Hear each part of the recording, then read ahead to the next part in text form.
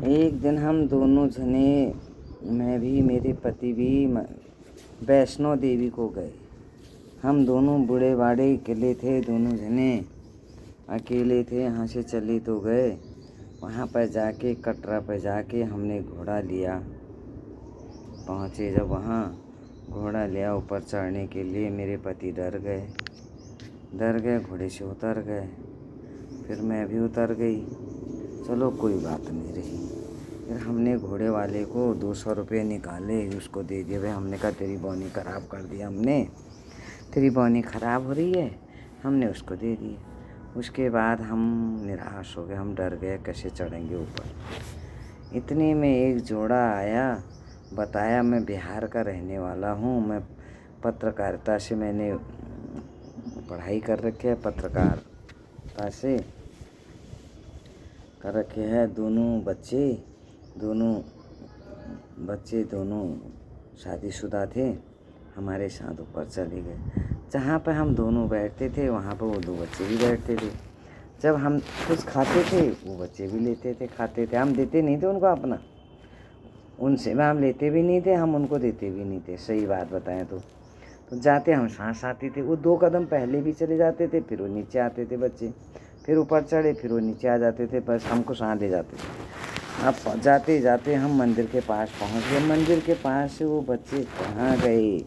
अब वहाँ के बाद वो बच्चे हमको ना मिले, और मिले ही नहीं। हमने कहा कहाँ गए होंगे यार वो बच्चे, कहीं नहीं मिले। फिर हमने मंदिर गए, मुँह हाथ धोया, माँ के दर्शन करे। हम दोनों जने वैष्णो माता के दर्शन करके भैरव घाटी की तरफ से नीचे उतर गए।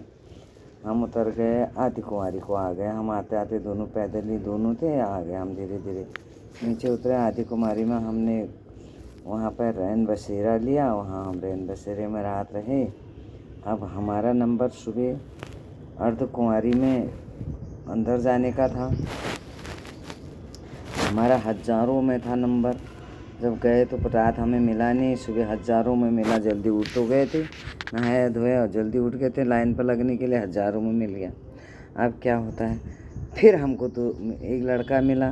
उनने इनसे पूछा अंकल आप अकेले? उन्होंने कहा हाँ जी अकेले हैं।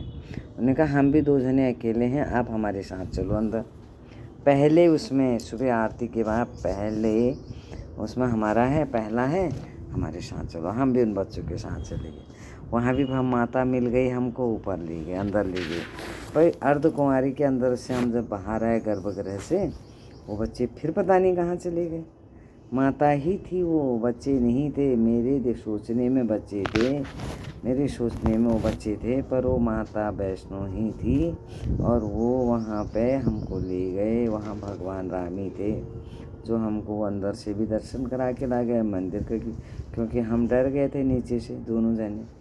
अरे हम अकेले हैं, बच्चे तो हमारे घर पे हैं, चलो हमने भी दर्शन करे। हम आ गए, उसके बाद हम धीरे धीरे आ गए। फिर नीचे उतरे, नीचे उतरने के बाद हमने ऊपर ही नाश्ता पानी करा।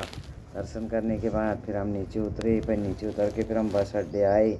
फिर आ गए हम वहाँ को, कहाँ को, जम्बू, पाम जम्बू आए।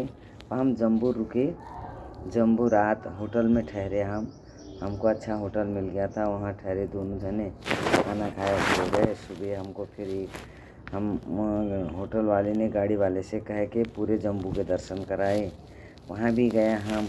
किले के अंदर माता थी, तो माता के दर्शन करे।